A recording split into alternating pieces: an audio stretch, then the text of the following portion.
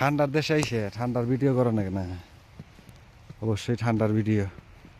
কিভাবে তুষারপাত পড়তেছে একবারে পড়তেইছে রাত্রের থেকে একভাবে পড়তে আইছে। আল্লাহর কি মহিমা!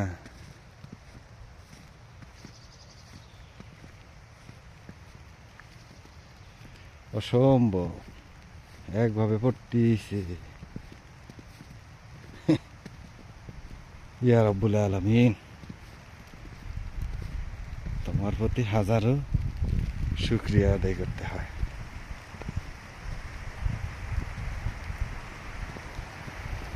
রাত দিন সবসময় পড়তেছে।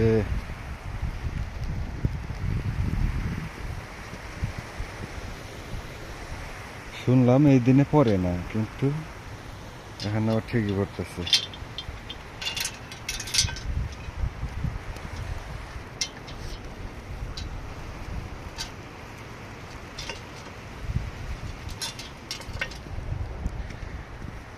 ইয়া আল্লাহ ইয়া আল্লাহ।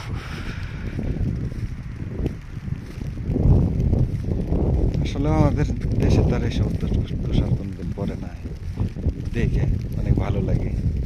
এই জন্য বাইরে ভিডিও করতেও ভালো লাগে। কারণ প্রতিনিয়ত ফেসবুকে ভিডিও আমাদের আপলোড করতেই হয়। ভিডিও আপলোড করলে তো ভিডিও আমাদেরকে বানাইতেই হয়, বাধ্যতামূলক ভিডিও আমাদের করা লাগে। সব সময় তো সময়টাও পাওয়া যায় না। সময়ও পেলাম, ভাবলাম যে যেহেতু একটা ভিডিও করে নিয়ে আসি, তা আপলোড দেওয়া যাবে। এগুলা মূলত হইলো আপেল গাছ। এগুলা এখন ধরে নাই, কিন্তু আপেল যখন ধরবে গাছের পাতা বাইরেবো। কারণ শীতের সিজন গেলে বাইরে এই যে ফুলও দেখা যাচ্ছে। এই যে বুঝা, এগুলোর মধ্যে বলে আপেল ধরে। আর এসে দেখলামও এক গাছে আপেল ধরছে। দেখা যাক, মাশাল্লাহ।